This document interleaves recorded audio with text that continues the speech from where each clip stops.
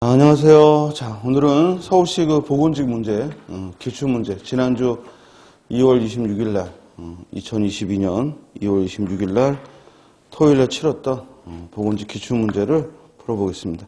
자, 1번 문제 봐봐요. 밑줄 친 부분의 문장 성분. 자, 문장 성분의 종류가 나머지와 다른 걸 물었어요.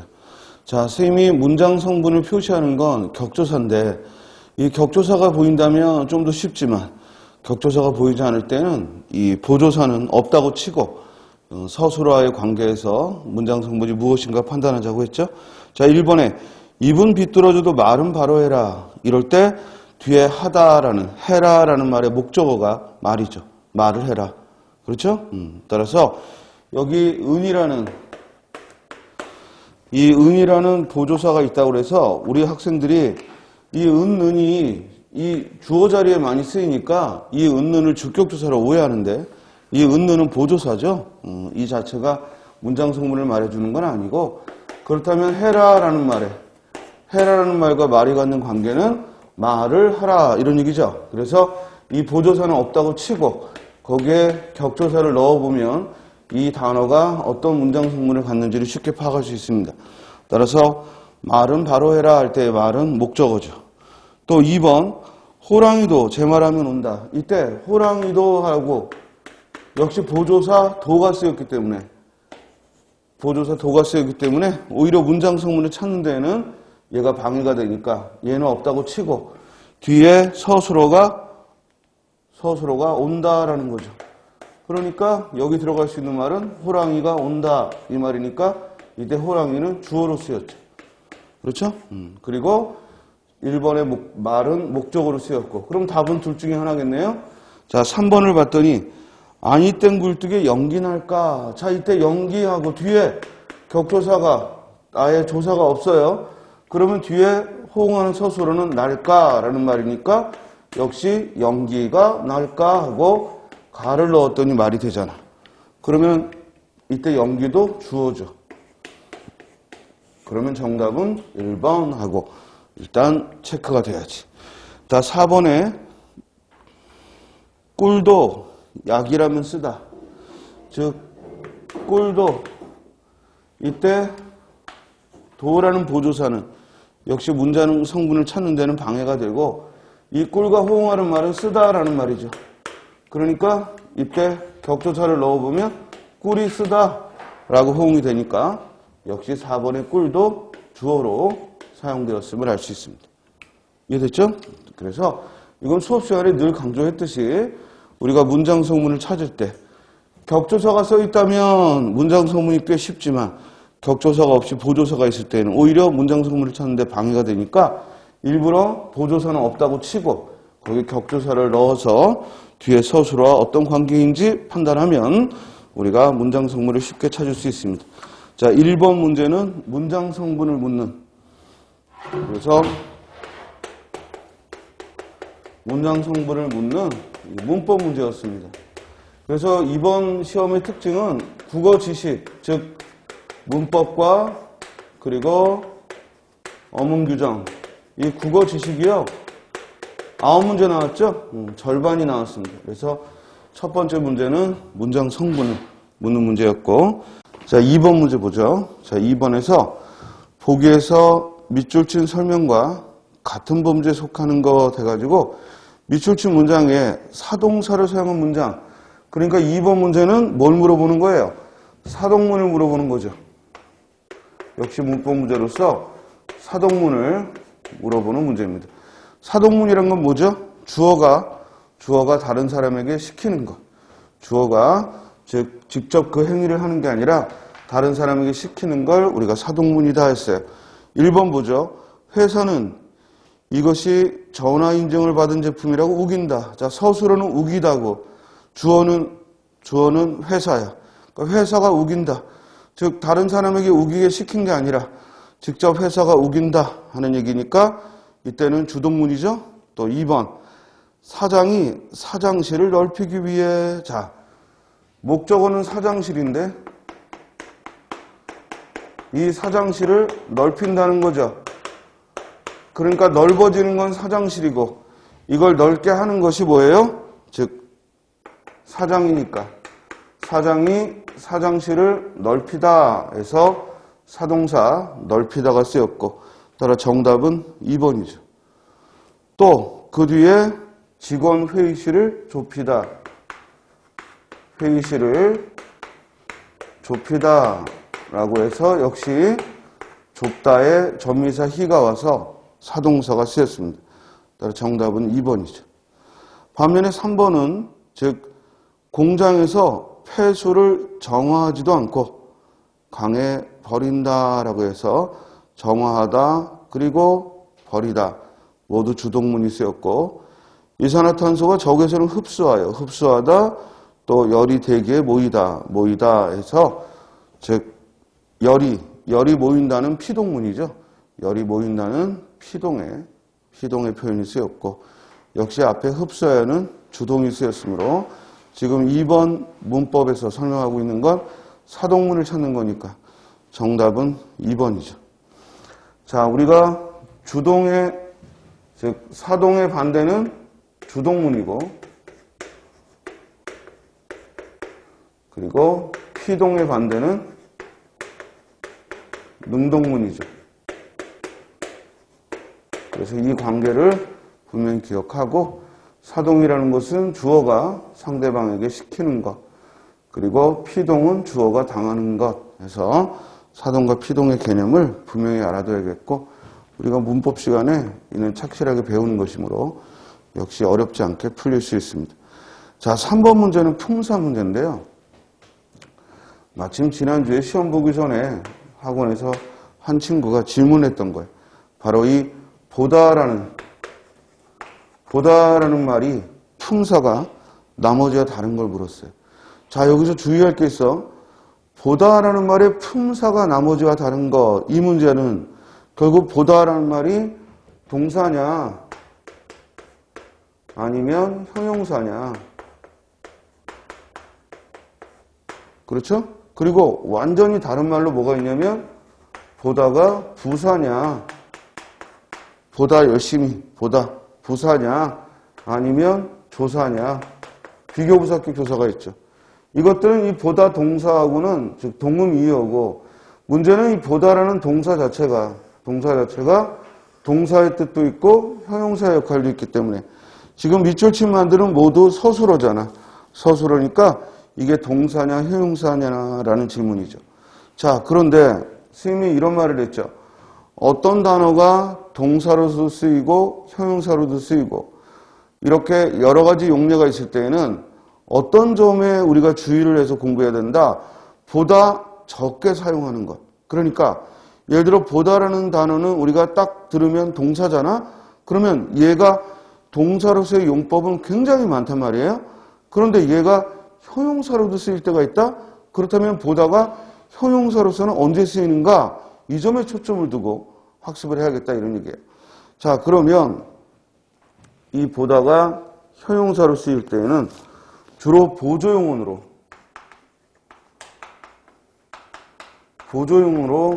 즉 사용이 되고요.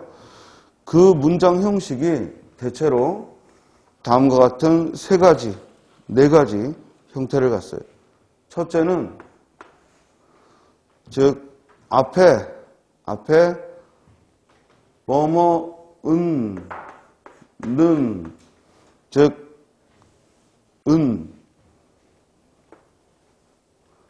뭐뭐 은가 는가 뭐뭐 하나 보다라고 해서 즉 추측에 뭐뭐 한가 보다 이렇게 추측하는 의미로 이 보조용으로서 보다가 형용사로 쓰입니다.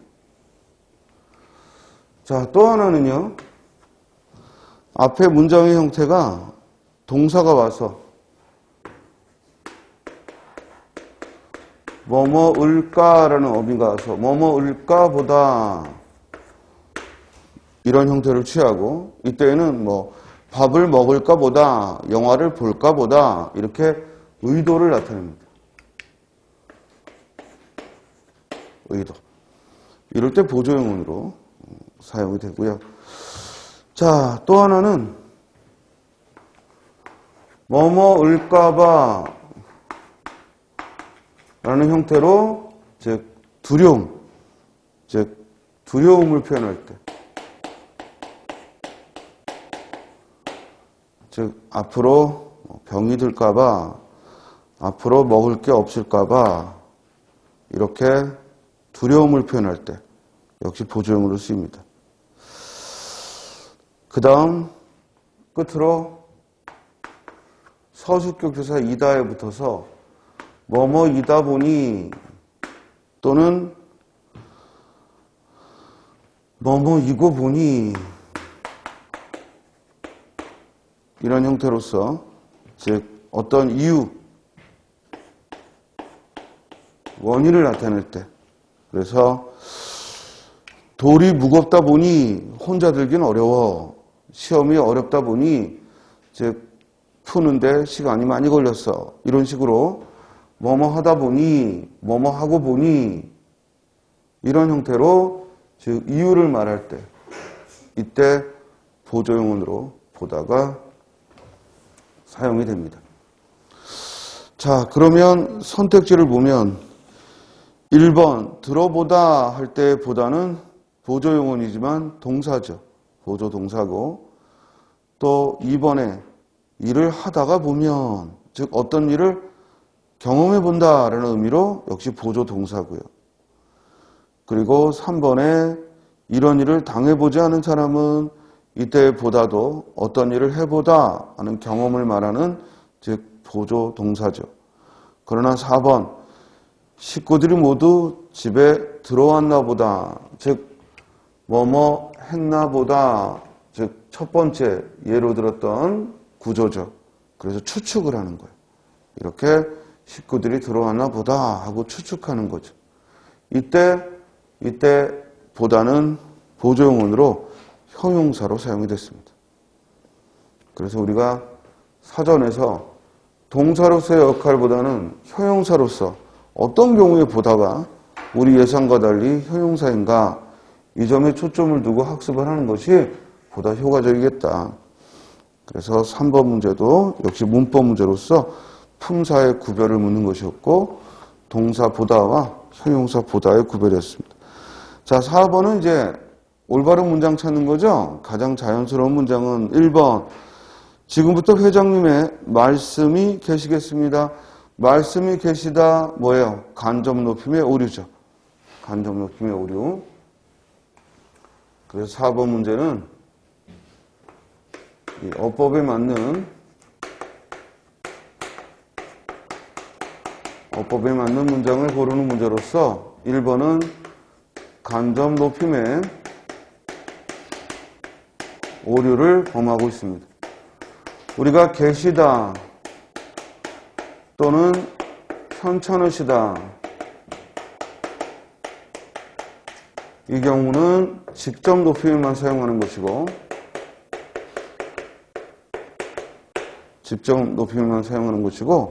간접 높임에는 계시다가 아니라 있으시다를 써야 되고, 그리고 편찮으시다가 아니라 아프시다. 그래서 간접 높임에는 있으시다, 아프시다를 써야죠. 따라서 1번에, 4번에 선택지 1번 회장님의 말씀이 하는 간접 높임이니까 계시겠습니다가 아니라 있으시겠습니다 라고 바꿔야겠습니다. 2번 당신이 가리키는 곳은, 이때 가르치다는 알려주다, 교육하다 이런 의미지만 가리키다는 어떤 지점을 가리키다 이런 의미니까 당신이 가리키는 곳은 시청으로 보입니다. 즉 시청이 보인다에서 피동문을 잘 썼고요. 따라서 2번은 문제될 게 없네요. 정답은 2번. 자, 3번은요. 우리 강조했던 거죠. 바로 병렬 구조야.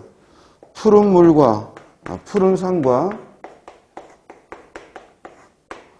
맑은 물이 이렇게 두 단어가 함께 접속조사로 이어지고 있으면 뒤에 오는 서술어가 이 두 단어와 모두 호응을 해야 돼요. 자, 뒤에 서술어는 뭐가 왔어요? 흐르는 이라고 하나의 서술어가 왔어. 그런데 맑은 물이 흐른다 하는 것은 호응을 하지만 앞에 푸른 산이 흐른다 하는 말은 호응하지 않죠. 따라서 3번은 병렬 구조의 오류로 잘못된 문장이죠. 그럼 어떻게 해야 돼? 즉 푸른 산과 호응하는 서술을 넣어줘야지. 푸른 산이 보이고 맑은 물이 흐르는, 그죠? 이렇게 푸른 산과 호응하는 서술을 넣어줘야죠. 다음 4번, 이런 곳에서 생활한다는 것이 믿겨지지 않았다. 이건 쉽게 발견되죠? 우리가 어떤 오류? 이중 피동의 오류를 범하고 있습니다. 우리가 믿다의 피동은 믿기다인데 이렇게 전미사 기를 써서 믿기다 라고 하면 되는데요. 여기에 다시 어지다를 써서 믿겨지다 라고 하면은 이는 이중피동의 오류라 잘못된 표현이죠.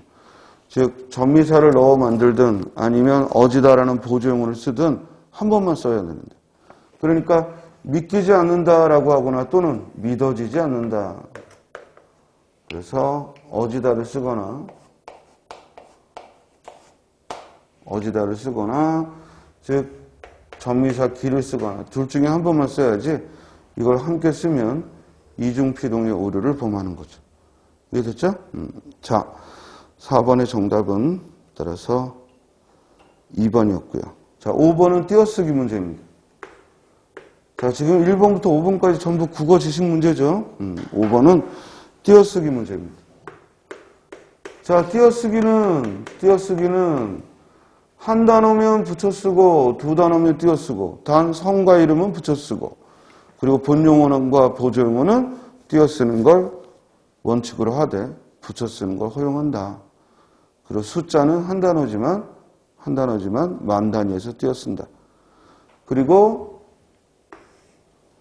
의존명사일 수도 있고 조사일 수도 있고 어미일 수도 있고 의존명사일 수도 있는 이 8개의 단어 뿐, 대로, 만큼, 만,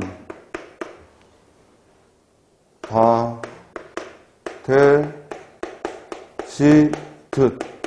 이 8개의 단어가 이 띄어쓰기 문제의 가장 핵심적인, 즉 가장 출제 비중이 높은 것들이니까 주의하자라고 했습니다. 자, 1번 보면요.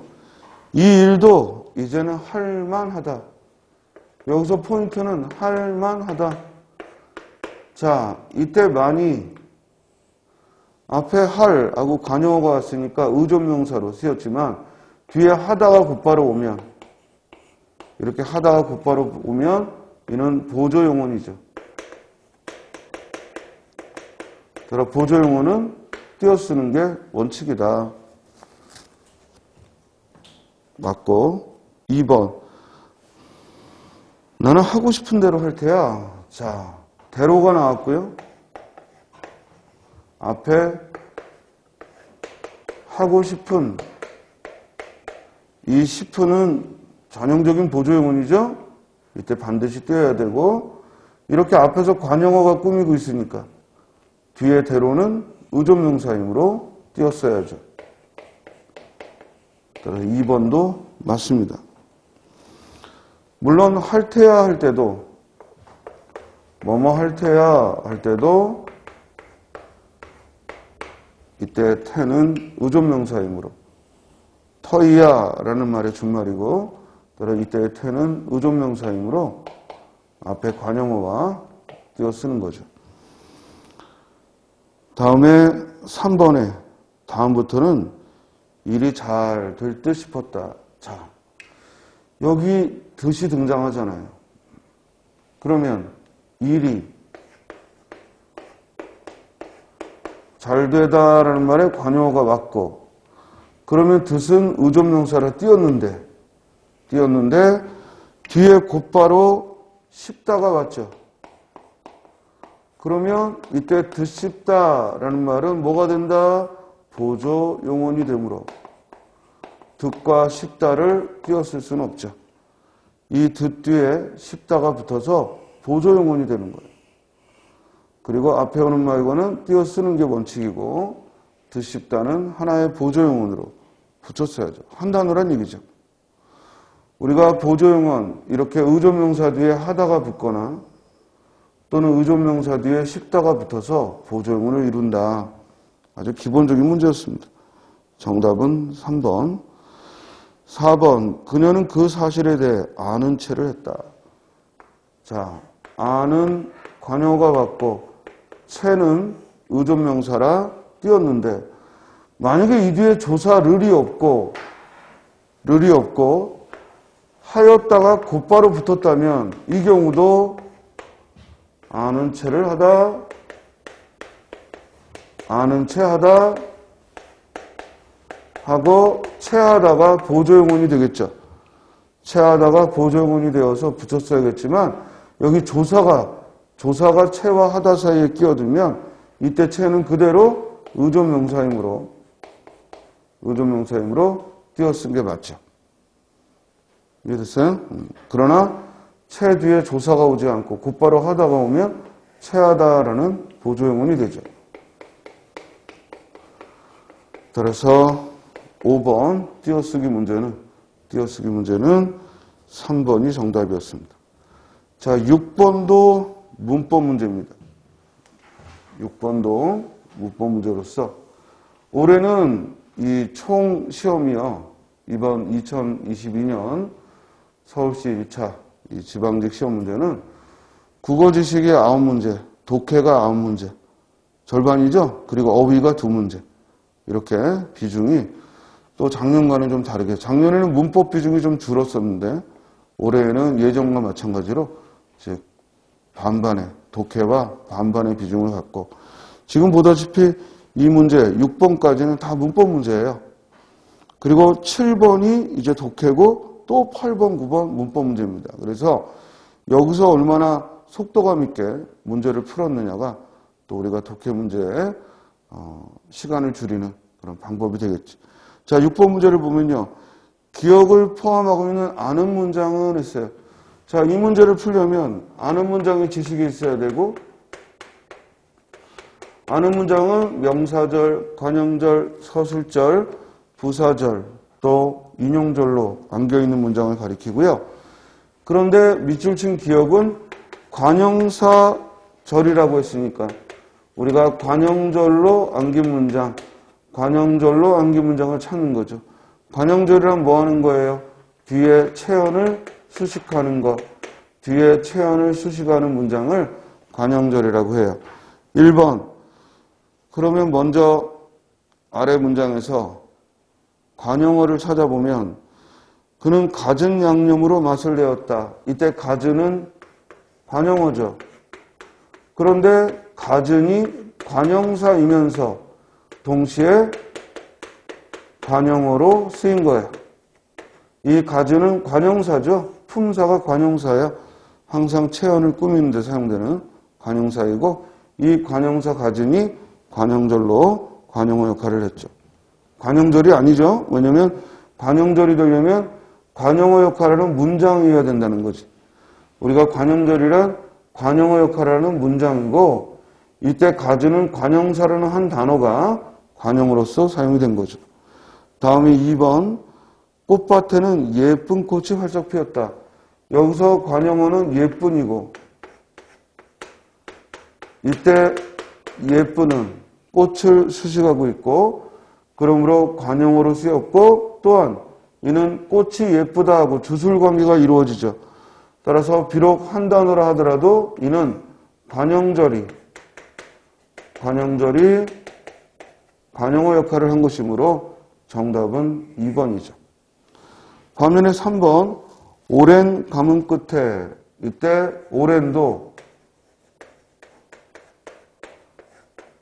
가뭄을 꾸미고 있는데 이때 오랜은 관형사죠. 얘는 또 관형사가 그대로 관용어 역할을 한 겁니다. 또 4번에 사무실 밖에서 연화문명이 웅성대고 있었다. 이때 연화문도 연화문명 할 때 연화문도 관용사죠. 자, 지금 보듯이 1번, 2번, 3번, 4번 모두 관용어가 쓰였는데 그 관용어 중에 관용사가 아니라 관용사절, 그러니까 관용절이 쓰인 걸 찾는 거였고, 이때 관용절은 2번. 이 예쁜이라는 말은 관용사가 아니라 예쁘다라는 형용사가 관용형음이 니은이 와서 꽃을 꾸미는 관용절을 이루고 있는 거죠. 그러므로 정답은 2번이 되겠습니다. 자, 여기까지 문법 문제 우리가 공부했던 거에서 크게 벗어나지 않고 그리고 연습도 많이 한 것이기 때문에 어렵지 않게 풀 수 있으리라고 봅니다. 자, 7번 문제 봅니다. 7번 문제는 독해 문제예요. 자, 올해 시험은 독해가 역시 9문제. 그리고 문학과 비문학의 비중도 문학이 4, 비문학이 5 해서 반반씩 비중을 갖습니다. 자, 7번 문제. 보기에서 말하고 있는 생물 진화의 유전적 진화 원리가 아닌 것은, 그럼 이 글은 생물 진화의 유전적 진화 원리를 설명하고 있다는 것이고, 그러면 이 글에서 밝히고 있는 유전적 진화 원리에 해당되지 않는 것, 이걸 묻는 거죠. 자, 본문을 보면은 즉 문화의 진화도 역시 생물 진화에 비유해서 설명할 수 있다. 따라서 이 글은 문화의 진화를 말하고자 하는 게 주제인데 그걸 생물 진화에 비유하여 쓰고 있습니다. 어떤 방법을 쓴 거예요? 유추의 설명 방식을 쓰고 있고요. 그래서 이 글의 주제는 생물 진화가 아니고 문화 진화를 말하고 싶은 거예요. 다만 이 문화 진화를 설명하기 위해서 문화가 진화한다. 이 점을 설명하기 위해서 생물 진화에 빗대어서 설명하고 있습니다. 문화 변동은 다음과 같은 경우에 일어난다. 첫째, 생물 진화의 돌연범위처럼 그 문화 체계 안에서 새로운 문화 요소의 발명 또는 발견이 있어 존재하는 문화의 추가됨으로써 일어난다. 자, 첫 번째 유전적 진화 원리로 뭐예요? 돌연변이를 얘기했죠. 그러면 선택지 1번 집어야죠. 나왔죠? 둘째, 유전자의 이동처럼 서로 다른 두 문화가 접촉함으로써 한 문화에서 다른 문화로 어떤 문화 요소의 전파가 생길 때 그 문화 요소를 받아들이는 사회 문화의 변화가 일어난다. 두 번째는 문화 접촉을 들었어요. 즉 접촉을 통해서 즉 진화가 일어난다는 거예요. 이 얘기는 아래 선택지에 없죠? 아직 없죠? 3번. 셋째, 유전자 제거처럼 즉 어떤 문화 요소가 다른 사회 환경에 부적합할 때 그 문화 요소를 버리고 더 적합한 다른 문화 요소로 대치될 때. 그래서 세 번째는 유전자 제거가 나왔어요. 셋째는 유전자 제거가 일어난다 했어요. 역시 선택지 3번도 지워야죠. 그 다음 넷째, 유전자 유실처럼. 자, 네 번째 요인으로 유전자 유실을 얘기했어요. 유전자 유실처럼 어떤 문화 요소가 다음 세대에 잘못되어 전달되지 못하거나 소멸할 때 문화 변동이 일어난다 했어요. 그러면 유전자 유실이란 말이 선택지 2번에 있으니까 지워야죠? 그러면 더 이제 읽을 필요 없네요. 왜냐면 선택지 1, 2, 3이 모두 지워졌지. 정답 몇 번? 4번. 이렇게 푸는 거야. 즉 이렇게 일치 불일치 문제일 때 차례대로 도려운 변이가 나왔으니까 선택지 1번 지웠고, 유전자 제거가 나왔으니까 선택지 3번 지웠고, 유전자 유실이 나왔으니까 선택지 2번을 지웠고, 그러면 지금 문화 접촉이라는 요인은 빠져 있고 적자 생존이라는 얘기는 윗글에 언급이 없습니다. 자, 대신 주의할 건 이 글은 만약에 다음 시험에서 또 한 번 이 지문이 응용된다면 선생님이 볼 때 주제를 물을 거예요. 이 글의 주제는 유전자 진화가 아니죠? 뭐예요? 문화 진화의 원리예요. 문화 진화의 원리가 문화 진화의 요인, 문화 변동의 요인이 이 글의 주제고, 그 문화 변동의 요인을 설명하기 위해 생물 진화에 비유해서 이야기하고 있으므로 유추의 설명 방법을 쓰고 있는 겁니다.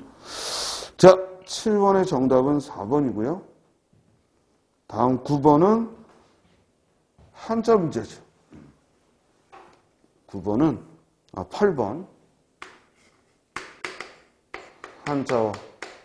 한자 문제입니다.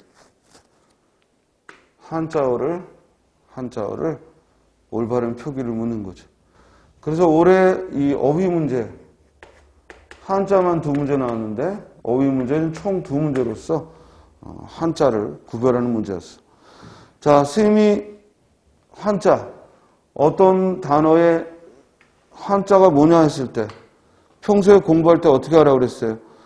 우리말을 암기하듯이, 영어 단어를 암기하듯이 그 단어를 통째로 외우지 말고 먼저 우리말 뜻을 생각하고 그 말 뜻에 어울리는 한자에 어떤 부수가 들어가면 좋을지, 그래서 최소한의 우리가 부수가 되는 단어들을 암기해 둔 다음에 그 단어가 어떤 의미와 어떤 의미일 때 그 의미에 관계되는 부수가 들어가 있는지, 그래서 추리하면서 문제를 풀라고 그랬어요. 자, 1번, 8번의 1번. 이 책에는 이론이 체계적으로 잘 정립되어 있다. 체계적이라는 말의 뜻이 뭐예요? 체계적이라는 말의 뜻이 뭐야? 짜임새가 잘 이루어져 있다 이 말이지. 개통이 잘 이루어졌다. 선후 관계가 잘 이루어졌다. 그러므로 이 개자에 즉 이을 개자, 즉 실사변에 이렇게 이어지고 있다. 이을 개자가. 그래서 체계적이다. 맞겠죠. 그런데 2번, 신문에서 사건의 진상에 대해 자세히 보고를 했다. 보고라는 말이 뭐야? 보고라는 말이 뭐야? 알리다 이 말이야. 알리다. 그럼 우리가 잘 아는 뭐야? 알릴 고자. 알릴 고자가 쓰여야죠. 우리 이 옆에 말씀은 변은요, 물론 이런 글자도 있어요. 이건요, 거의 우리 국어에서는 쓰일 일이 없는 글자예요. 알리다라는 의미는 여기까지죠. 알리다, 알릴 고자죠. 따라서 정답은 2번. 2번에 이 알릴 고자가 쓰여야 되는데 우리 국어에서 쓰이지 않는 이 고자가, 이 고자는 우리 국어에서 쓰일 일이 없어. 이 말씀은 변이 붙은 고자는 우리 국어에서 쓰일 일이 없습니다. 따라서 정답은 2번이죠. 3번, 그는 이미지 제고. 자, 이때 제고라는 말은 뭐야? 높이다 이 말이야. 이미지를 높이다. 그래서 높을 고자가 쓰였죠. 이미지를 높이다. 그죠? 근데 여기서는 제자에 주의해야 돼. 손수변에 이 제자는 제한하다. 그 높이도록 제한했다. 제고했다. 이 말이고, 요 다시 제자가 쓰여서 제고라는 말이 있죠. 무슨 구자예요? 다시 제자를 쓰여서 제고 그러면 이건 다시 생각하다. 그렇습니까? 그러니까 똑같은 도금은 제고인데 얘는 어이의 제고고 위에는 아이의 제고고 뜻도 다르죠. 위의 재고는 다시 생각한다 이 말이고 아래의 재고는 즉 높이 즉 높게 만들도록 제한하다, 이미지를 제고하다 이러는. 다음에 3번. 자, 이 맞춤법 문제로 의미하면 출제됐죠. 유명세를 치르다. 유명세를 치르다. 우리 어떨 때 쓰냐면 내가 갑자기 유명해져서 사람들의 관심을 끌고 그러면서 사생활이 간섭되고 어떤 나의 개인적인 치부가 드러나고 이래서 몹시 곤란을 겪을 때 우리가 뭐라고 하냐면 유명세를 치른다 이래요. 이때 세자는 세금 세자를 씁니다. 유명해짐으로 치러야 하는 세금 이런 비유죠. 그래서 세금 세자가 사용이 됐죠. 당연히 농경문화니까 세금을 모르네. 벼로 낼 거 아니에요. 그죠? 그래서 벼화자가 부수에 쓰였고요. 따라서 8번 문제는 정답은 2번. 다음 9번 문제로 가겠습니다.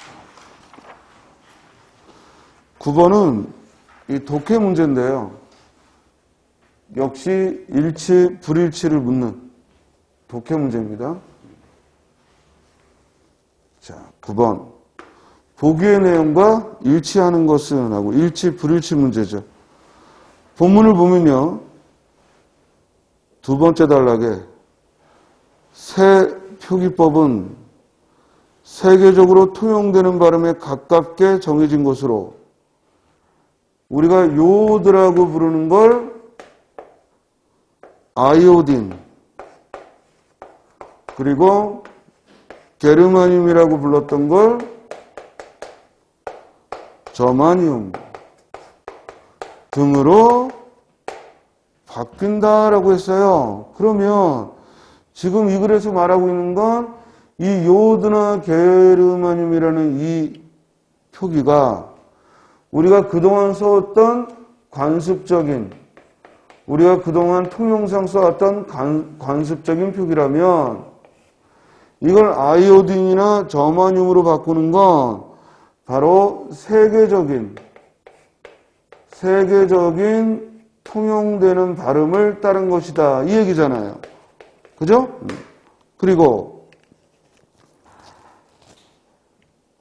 화합물 용어도 중크롬 상칼륨은 다이크로몸 상칼륨 해서 다이크로몸 상칼륨 뒤에 것이 세계적으로 통용되는 발음이고 그런데 예외적으로 나트륨이나 칼륨은 지금까지 사용한 대로 허용하되 소듐, 모타슘도 병행하게 했다.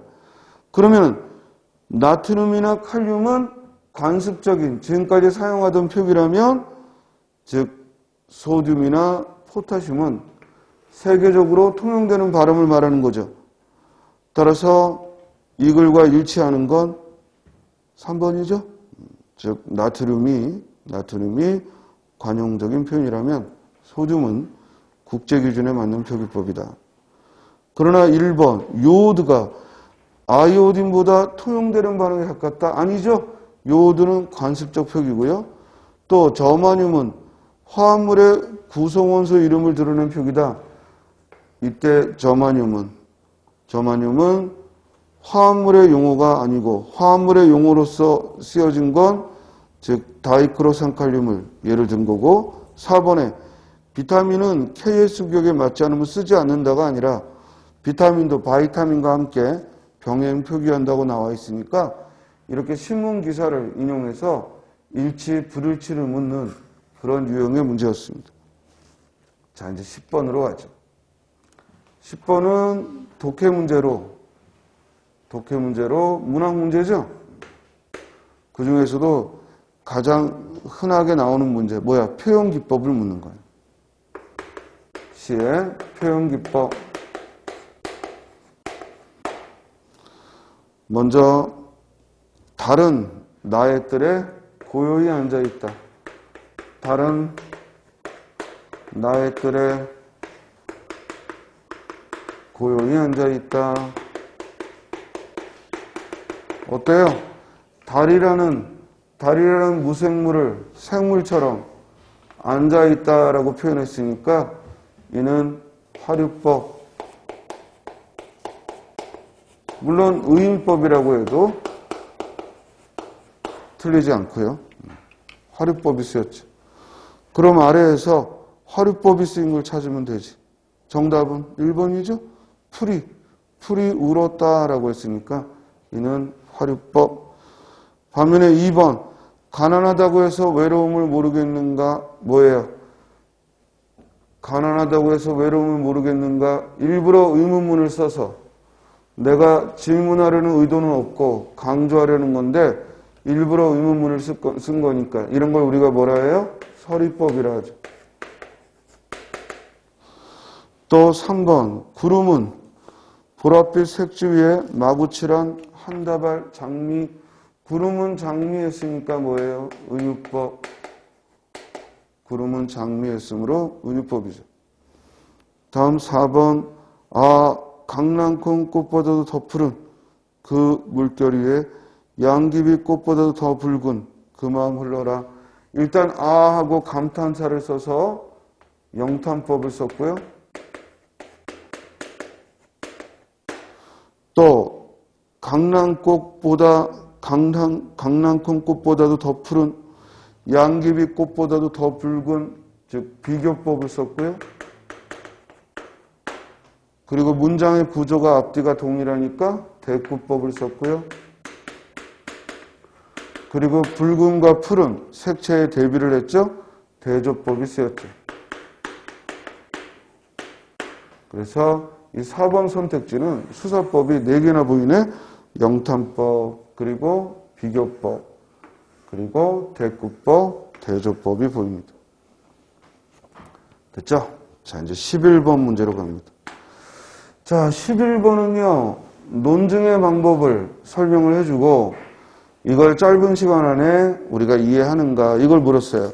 자, 먼저, 11번 문제에서 우리가 주장을 문장으로 써놓은 걸 명제라고 했고, 이때 이 명제가, 즉, P와 Q가 있다고 했을 때, P와 Q 두 개의 명제가 있다고 했을 때, 여기 밑에서 5번째 줄, 아니죠. 중간에 보면, 이 단락 중간에 보면, 명제 논리의 진리 조건을 설명하고 있어요. 명제의 진리 조건. 명제가 어떻게 만났을 때 그것이 참인가. 그러면 첫 번째로 뭐라고 했냐면 P가 AND로 연결되면 즉 P 그리고 Q로 연결될 때에는 둘 다 참일 때만 얘도 참이고 뒤에 오는 것도 참일 때만 비로소 참이다 라고 얘기를 했고 반면에 P와 Q가 이번에는 O와 즉 또는으로 연결될 때에는 둘 중에 하나만 참이면 이 둘 중에 하나만 참이면 그건 곧 참이다 라고 얘기를 했어요. 이해했죠? 즉 P 그리고 Q로 이어질 때는 둘 다 참이어야 참이 되고 P 또는 Q로 이어질 때에는 둘 중에 하나만 참이면 참이다라고 했어요. 그 다음 세 번째 조건문인데 if P 그리고 Q일 때에는 P이면 Q일 때에는 뭐라고 써놨냐면 P가 참이고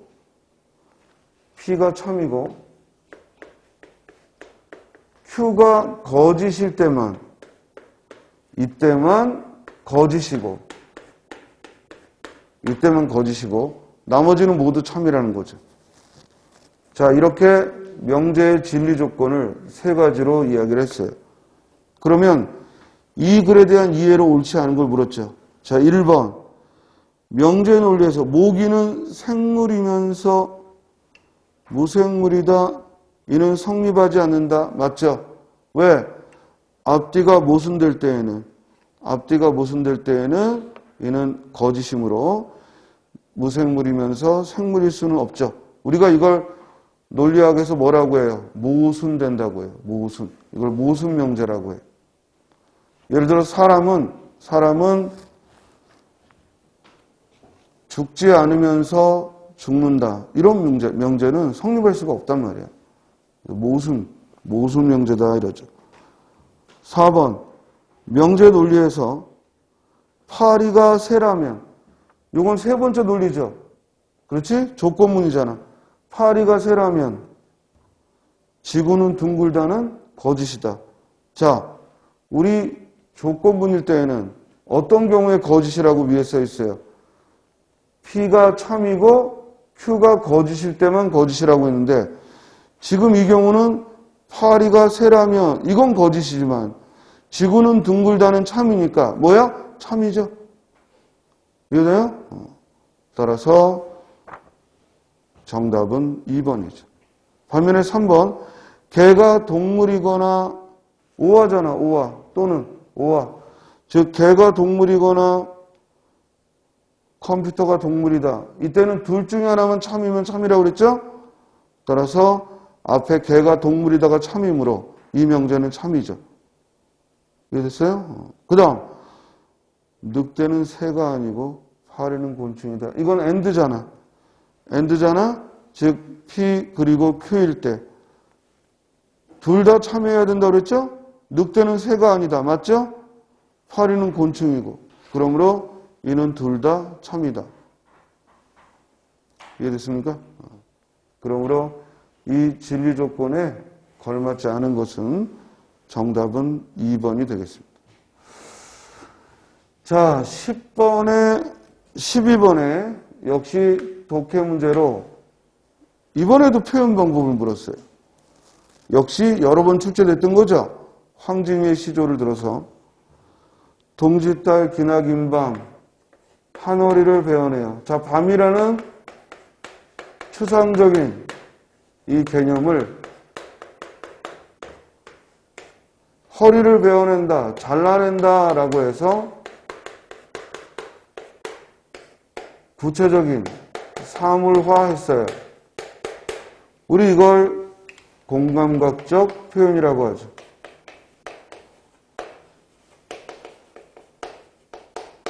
공감각적 표현이라고 하죠. 즉 시간이라는 이 추상적인, 우리가 손으로 만져볼 수 없고 눈으로 볼 수 없는 이 시간적인 이 개념을 사물화해서 뚝 잘라내요. 봄 이불 아래 넣어놨다가 사랑하는 님이 오면 굽이굽이 펴리라 라고 했으니까 이는 공감각적인 표현을 쓴 것.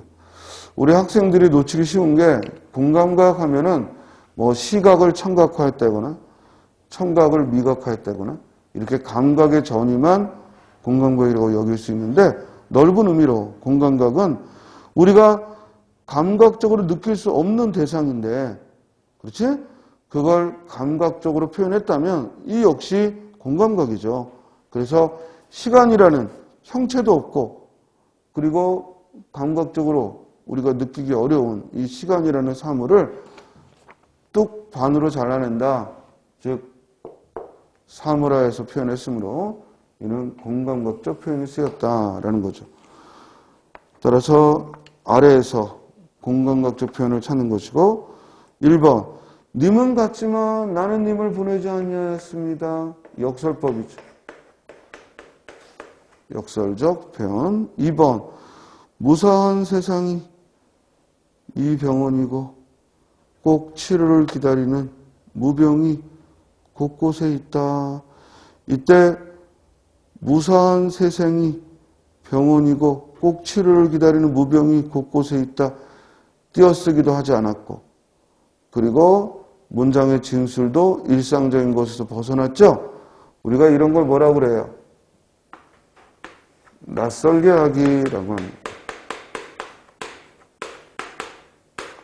즉 우리 일상적인 걸 파괴해서 낯설게 하기, 즉 시적 허용이죠. 시적 허용을 써서 시적 허용을 해서 낯설게 표현한, 그래서 낯설게 하기의 방법이죠. 자, 3번 노란 해바라기는 늘 태양같이 하던 화려한 나의 사랑이라고 생각해라. 즉 3번은 반복법, 은유법,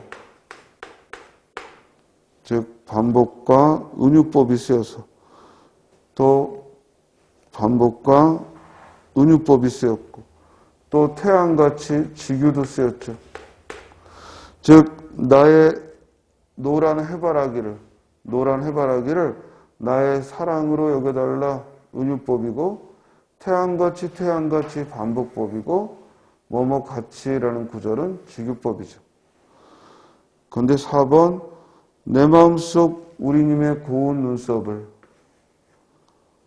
즈문 밤의 꿈으로 맑게 씻어서. 자, 내 마음을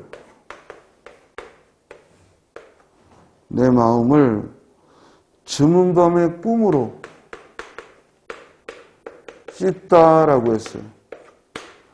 내 마음에 있는 우리님에 대한 그리움을 꿈으로 씻었다.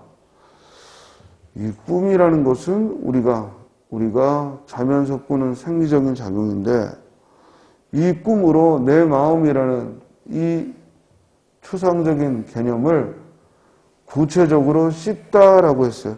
마치 사물처럼 이것을 꿈으로 내 마음을 씻었다. 역시 뭐가 쓰인 거야? 바로 추상적인 개념을 사물화하는 공감각적 표현이 쓰였죠. 정답은 4번이죠. 자, 이제 13번으로 가봅시다. 보기에서 말하고자 하는 바로 가장 적절한 거. 자, 보기에서 말하고자 하는 바 가장 기본적인 이 주제 찾기 문제입니다. 13번은 글의 주제가 뭐냐? 글의 주제가 뭐냐라는 질문이죠. 자, 본문을 보면요.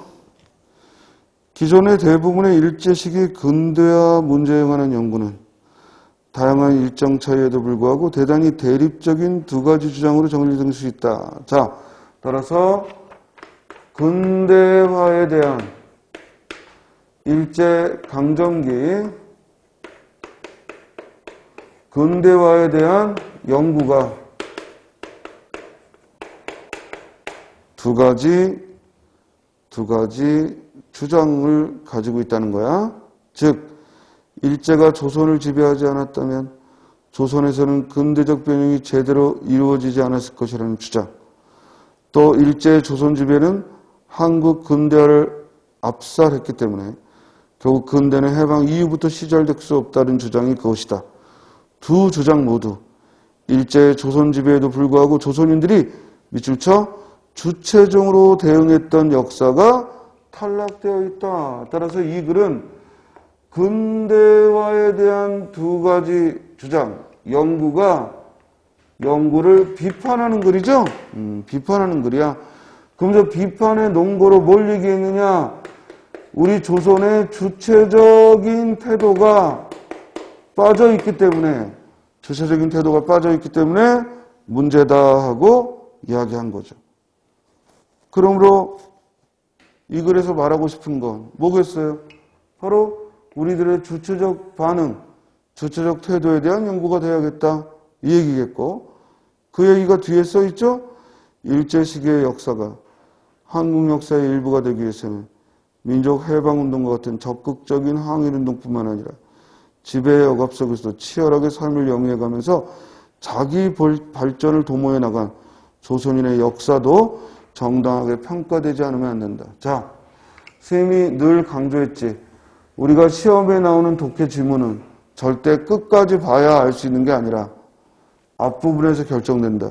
이 글은 5번째 줄 정도에서 끝나는 거예요. 이해돼요?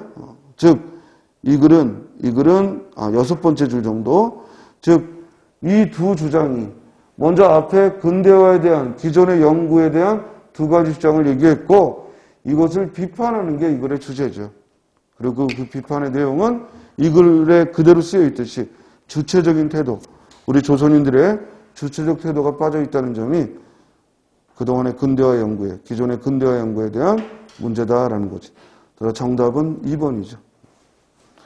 다음 14번, 이제 다시 국어 지식 문제로 돌아와서, 즉 어문규범에 맞게 표기된 거 1번 재작년 틀렸네요. 재작년이면 다시 제자를 써야죠. 재작년. 그렇죠? 틀렸고 2번 범위는 오랫동안, 자 여러 번 연습했잖아. 오랫동안 할 때 시옷 받침 맞죠? 오랜만에 할 때 니은 받침. 뭐 이건 여러 번 시험에 나왔던 거고, 그리고 자주 연습했던 거라 쉽게 풀었다고 봅니다. 정답은 2번이죠. 1번은 재작년이 틀렸고 3번은 뭐가 틀렸어? 공격성을 띠다. 따라서 띠는 이라고 해야죠. 선택지 3번은 띠다가 틀렸죠. 4번은 받아들이다죠. 즉 다른 사람의 충고를 받아들이다 할 때 누구한테 주는 게 아니잖아. 내가 수용하는 거잖아. 그러므로 형태를 밝혀 적어야죠. 받아들이다. 그러므로 4번은 받아들이다가 틀렸네. 14번의 정답은 2번입니다.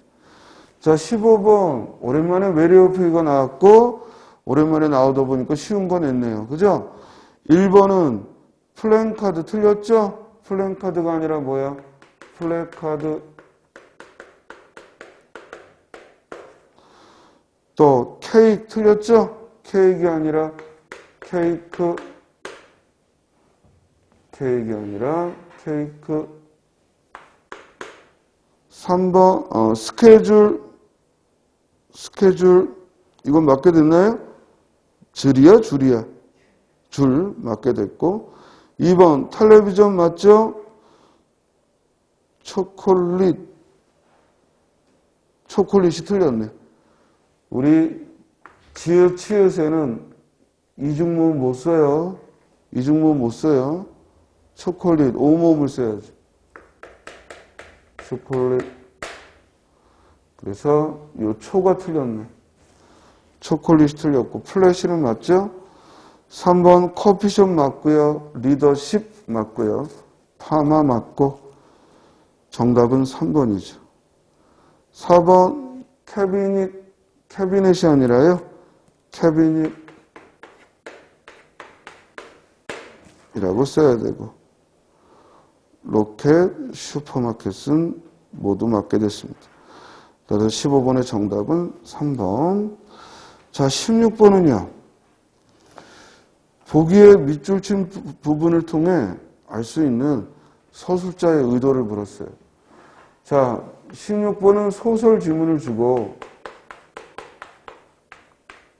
인물의 행위를 보고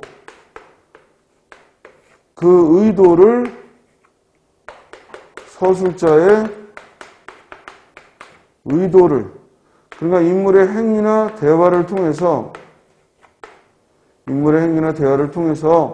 서술자의 의도를 파악하라 이거죠. 그러니까 소설을 읽으면서 등장인물이 어떤 대화를 하거나 또는 어떤 행동을 했을 때 그게 어떤 의미인가, 어떤 의미를 갖는가 이 의도를 파악해 보라는 겁니다. 그러면 잘 봐.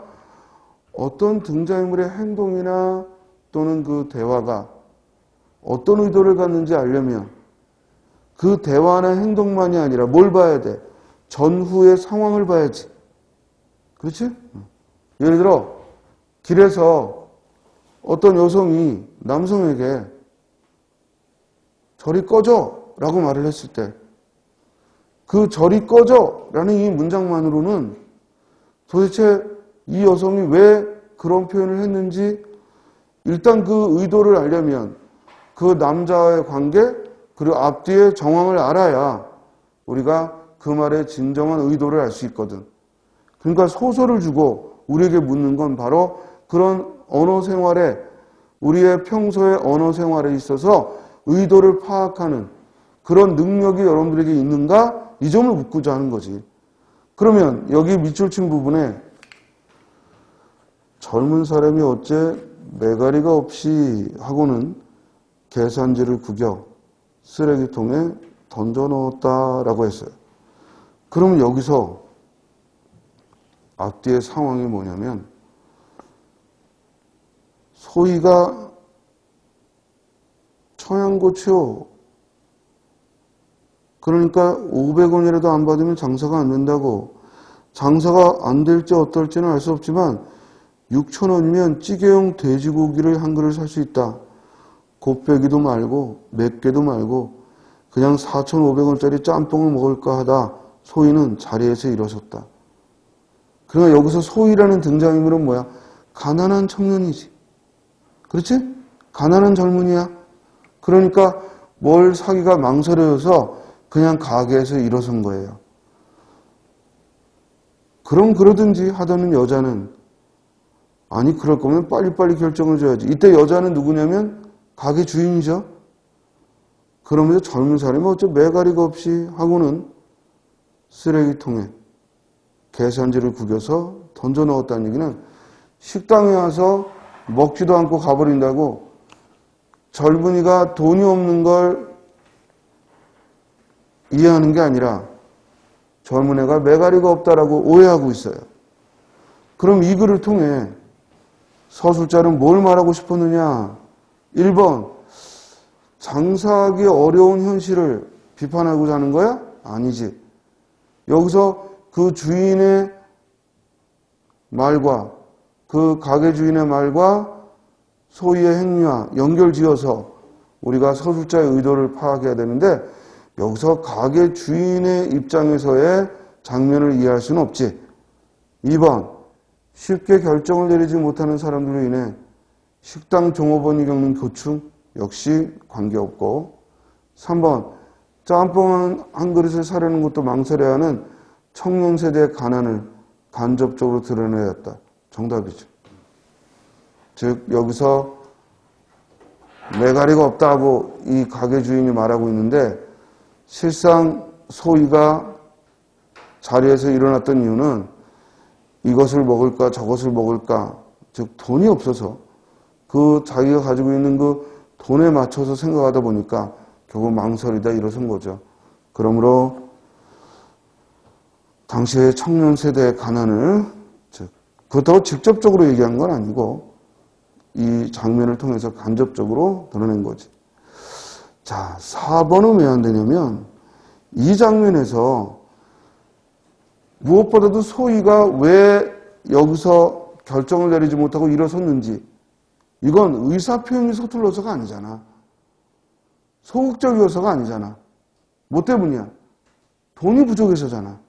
그러니까 소극적인 젊은이들을 비판했다? 이건 어울리지 않죠. 그러므로 16번에 가장 적절한 건 3번이죠. 다음 17번. 엄규정을 물었는데요. 올바른 것들만 짝진 거. 1번. 닥달하다가 틀렸죠? 닥달하다는 우리 연속 문제에서도 여러 번 풀었잖아. 닥달하다 하면은 쌍기업이죠. 닥달하다. 또 2번은 통째가 아니라 뭐야? 통째고. 발자국이란 말은 없다고 그랬어요. 발자국이고. 구렛나루가 아니라 뭐라고? 구레나루. 이게 다 몇 번씩 출제됐던 것들이고, 따라서 선택지 2번은 다 틀렸어. 만약에 다 틀린 걸 묻는다면 2번이 답이겠지만 지금 올바른 곳으로 묶인 걸 물었어요. 3번 귀띔 틀렸죠. 의모음을 써야 돼. 그리고 헬쓱이 아니라 뭐라고? 헬쓱. 우리 어문규정 주관식으로 연습할 때 제일 먼저 나오는 단어잖아. 헬쓱하다죠. 또는 헬쑥하다.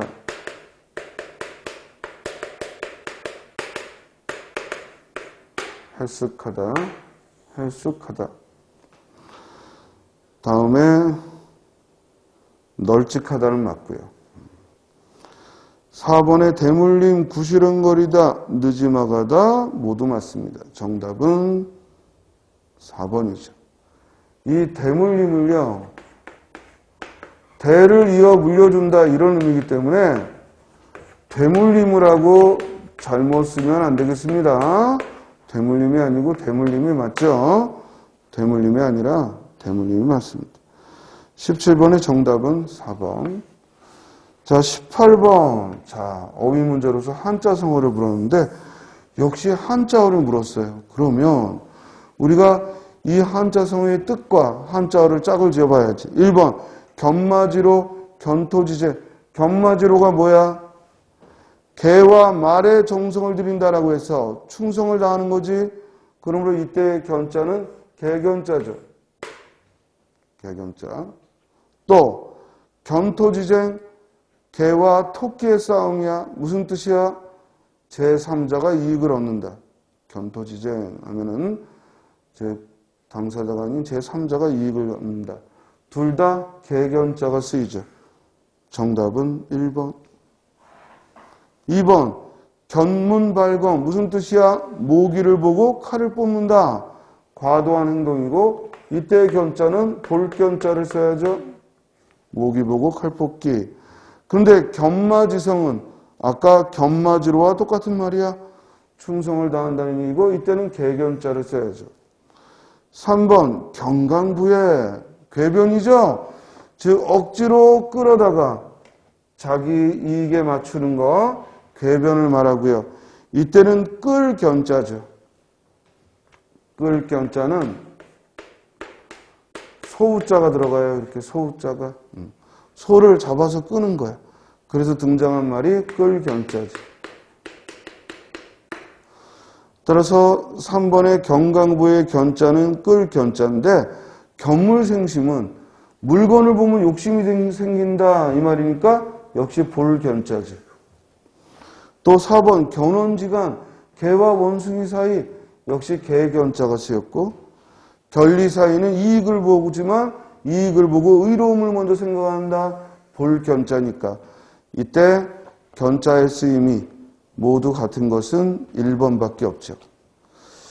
이번에 한자성어는 쉬운 문제였습니다. 한자성어 자체가 모두 익숙하게 아는 거고 그리고 그 낱말 뜻을 이해한다면 어떤 견자가 쓰이느냐, 개견자가 쓰이느냐, 볼견자가 쓰이느냐 아니면 끌견자가 쓰이느냐 이런 글자의 구별을 물었습니다. 우리 저런 글자를 동음이어라고 하죠.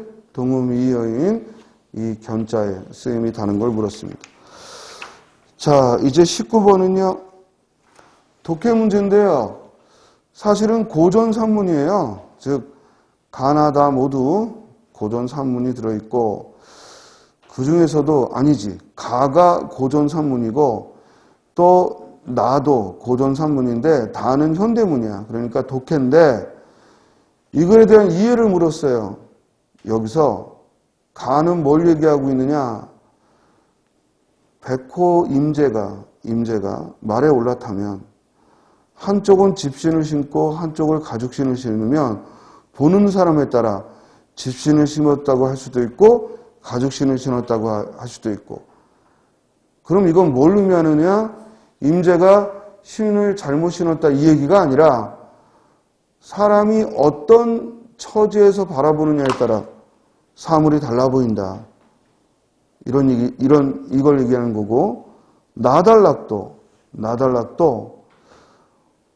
어떤 사람이 방구석에 처박혀 있는데 그 주인은 아주 협소하고 누추해도 이 방이 몸을 돌려 앉으면 방위가 바뀌고 명암이 달라져서 생각하기 나름이란 얘기야. 역시 나달락도 어떤 처지이든 생각하기 나름이다라는 주제를 담았어요. 그런데 다에서는 금붕어가 바라보는 세상과 우리가 바라보는 세상은 다를 것이고 그렇다고 우리가 바라보는 세상은 맞고 금붕어가 바라보는 세상은 틀리다고 말할 수가 없다는 얘기야. 이해돼요? 자, 그렇다면 1번 가의 임재는 사람들이 주관적 관점에서 대상을 인식한다고 했다. 맞죠? 왜냐면 오른쪽에서 본 사람은 집신을 신었다고 할 거고 왼쪽에서 본 사람은 가죽신을 신었다고 볼 것이니까 사실은 둘 다 신고 있는데 이렇듯 사람은 주관적 관점에서 대상을 본다는 거예요. 2번 나의 집주인은 객관적 조건과 무관하게 자신만의 방식으로 대상을 수용했다. 그렇지. 누추하고 좁은 집을 뭐라고 얘기했냐면 이게 창문만 열어놓으면 갑자기 생각하기 좋고 구도에 좋은 그런 장소가 될 수 있다. 그러니까 자신의 주관적으로 그 방을 수용하고 있는 거죠. 그렇죠? 다음에 3번에 다는 금붕어는 왜곡된 기주툴로 과학 법칙을 수립할 수 있다. 자, 다 그래서 말하고 있는 건요. 금붕어는 이 세계를 곡선으로 파악할 거고 어항 속의 금붕어는. 그러나 금붕어 밖에 살고 있는 우리는 직선으로 보겠지만 금붕어는 자신이 바라보는 세상에 걸맞은 규칙만 발견한다면 그렇게 세상을 볼 것이고 이것은 물고기의 세계에서는 들어맞는 얘기가 될 거라는 얘기야.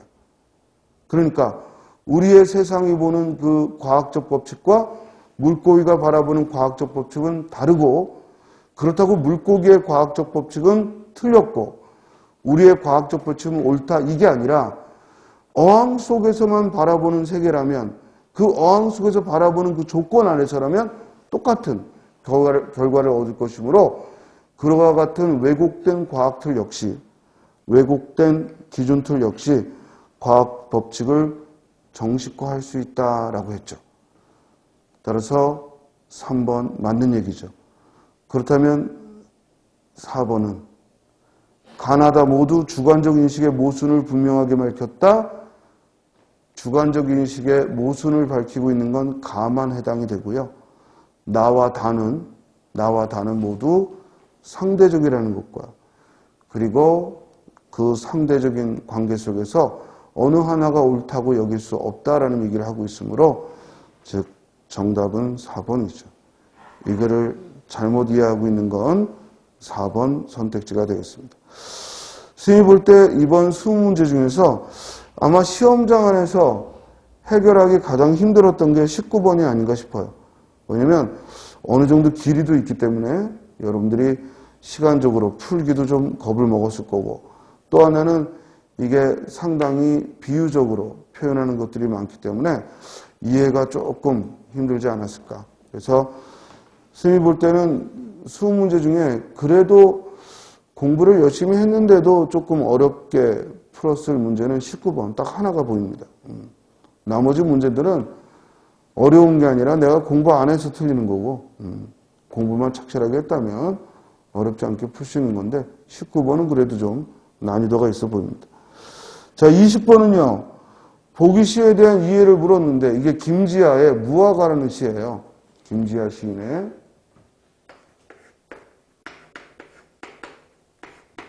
무화과. 우리가 김지아 하면은 1970년대 대표적인 저항 시인인데 굳이 이 작품의 제목과 지은이를 알려주지 않은 이유는 그렇게 꼭 사회적 배경 속에서 이 시를 억지로 해석할 필요는 없고 항상 스님이 그랬지. 시의 해석은 어떤 시어가 긍정적으로 쓰였는가 부정적으로 쓰였는가 이것만 파악을 해도 이해할 수 있다고 했죠. 자, 보자고. 1번 잿빛 하늘은 화자가 처한 현실을 가리키는 거죠. 화자가 처한 현실이 그렇게 푸른 하늘이 아닌 잿빛 하늘이다. 그러니까 어둡고 힘든 상황이란 얘기야. 그러므로 반어적이다. 틀렸지. 2번 화자는 굳은 의지로 저항하고 있다. 윗글에서 저항이 아니라 또한 굳은 의지가 아니라 무화과를 보고 깨달은 거야. 무화과를 보고 즉 그 무화과 어딘가에 즉 꽃 없이 바로 열매 맺는 것 그러니까 무화과에 담겨있는 그 아름다움을, 그 씨앗을 보고 거기서 깨달음, 감동을 느낀 거지 결코 굳은 의지로 현실을 저항한다? 이렇게 해석하는 건 오버죠. 윗글에서 현실에 대한 저항 의지는 아무리 봐도 보이지 않습니다. 3번 속으로 꽃이 피는 게 화자가 내면적 가치를 지녔음을 뜻한다. 가능하죠. 무화과를 보고 깨달은 게 뭐냐면 무화과는 속으로, 즉 거기 두 번째 봐봐. 이봐, 내겐 꽃 시절이 없었어. 꽃 없이 바로 열매 맺는 게 그게 무화과 아닌가? 어떤가? 친구는 손을 뽑아 등을 다스려주며 이것 봐, 열매 속에서 속꽃 피는 게 그게 무화과 아닌가? 어떤가?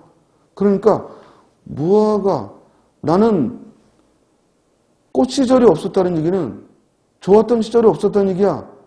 그렇지만 그럼에도 불구하고 나의 내면 속에 무화과처럼 그렇게 속꽃이 겉으로 볼 때에는 좋은 시절이 없는 것 같지만 내 내면 속에서 속꽃이 피는 것, 그걸 무화과를 보며 느낀 거라니까. 그러니까 이 시는 화자의 내면적 가치가, 외면적으로는 나는 꽃 시절이 없다는 얘기는 잘 나가던 때가 없다는 얘기야. 부귀공명과는 관계없이 어떤 권력을 잡은 것도 아니고 명예를 가진 것도 아니고, 그렇지만 내 마음속에는 오롯이 무화과처럼 속꽃이 피는, 그래서 내면적 가치를 중시하는 이런 태도를 비유적으로 쓴 거죠. 정답은 3번이죠. 4번의 도둑갱이는 현실의 부정에 적극 맞서야함을 일깨운다. 자, 마지막에 일어나 둘이서 검은 개굴 창가 따라 비틀거리며 걷는다. 검은 도둑갱이 하나가 날쌔게 개굴창을 가로지른다. 이때 도둑갱이가 훅 앞을 지나갔다고 해서 그것이 뭐 부정에 적극 맞서야 한다? 이건 이 시에서는 도저히 그런 의도까지 끄집어내는 거 오버죠. 따라서 가장 적절한 건 3번이죠.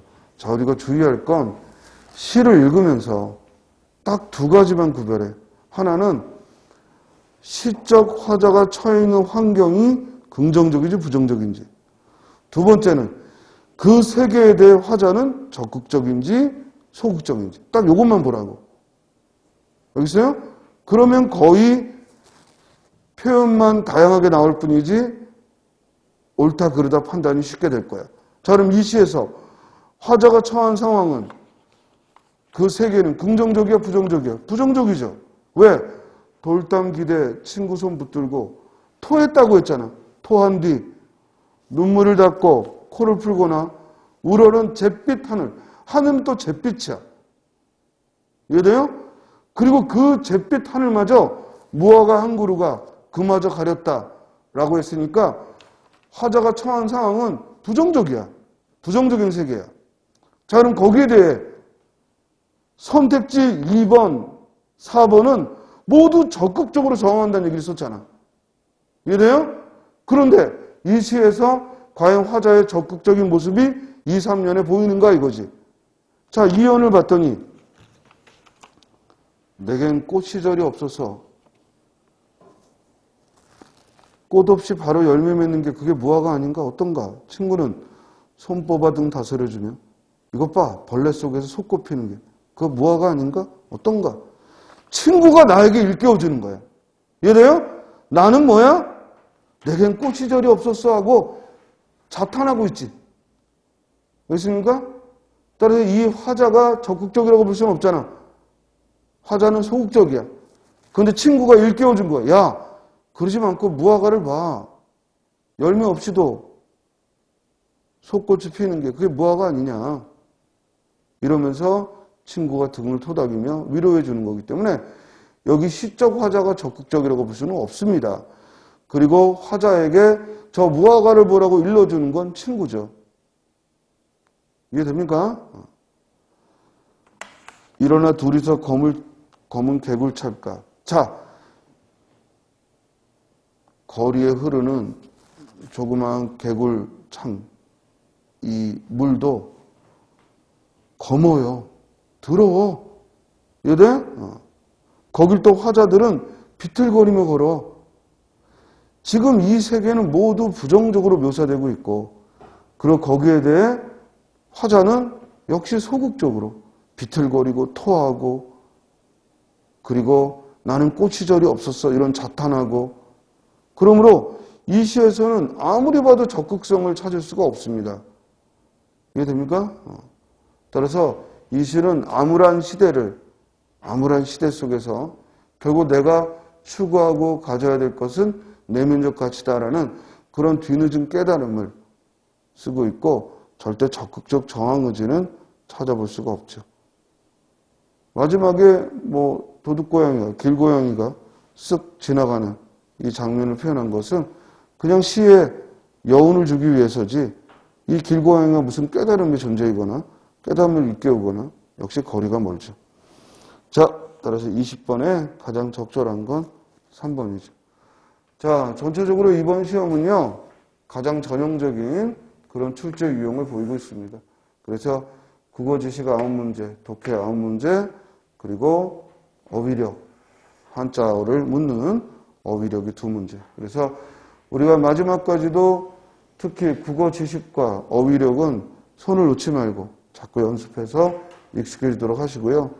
특히 한자어의 경우에는 부수를, 지금이라도 늦지 않았으니까 부수를 암기해서 어떤 한자를 볼 때 우리 국어를 보는 것처럼 통째로 보지 말고, 아, 이 뜻이니까, 우리말로 이런 뜻이니까 이 한자에는 이런 부수가 들어가겠구나, 이렇게 추리하면서 그 한자를 기억하도록 하기 바랍니다. 사실 우리가 봐야 될 한자는 모두 기본서에 주의할 한자 도금, 동음이여, 동자이모에서 이미 자료는 들어있어요. 이제 그걸 응용해가지고 출제했을 때 우리가 그 한자들을 개별적인 한자 하나하나를 암기하는 게 아니라 그 뜻을 기억하고 그 부수를 추리하는 그런 훈련을 평소에 꾸준히 하기 바랍니다. 그리고 무엇보다도 국어 지식 파트에서 고르게 지금 시험이 나오고 있고, 작년도에는 문법 문제가 주로 의문론이나 의문 변동, 형태론에 출제를 했다면, 그에 반해서 이번에는 또 문장 성분, 품사, 이렇게 형태론과 문장론은 서로 엇갈림을 내고 있어요. 그러니까 이번 이제 6월에 볼 지방지, 그리고 4월에 치를 국가지, 이런 경우에는 다시 또 이 상반기에 보였던 이런 문제와는 또 문법에 여러 분야가 있잖아. 다른 분야에 또 질문을 하니까 문법에 고르게 학습을 해야 돼. 그래서 이게 품사를 묻는 건지, 문장 성분을 묻는 건지, 사동문이 뭔지, 피동문이 뭔지, 높임 표현이 뭔지 우리가 꼭 기억하고 시험장에 갈 수 있어야겠습니다. 자, 여기까지 이번 토요일에 치렀던 서울시 지방지 2022년 가장 먼저 치러진 기출문제를 함께 살펴봤습니다. 예, 수고하셨습니다.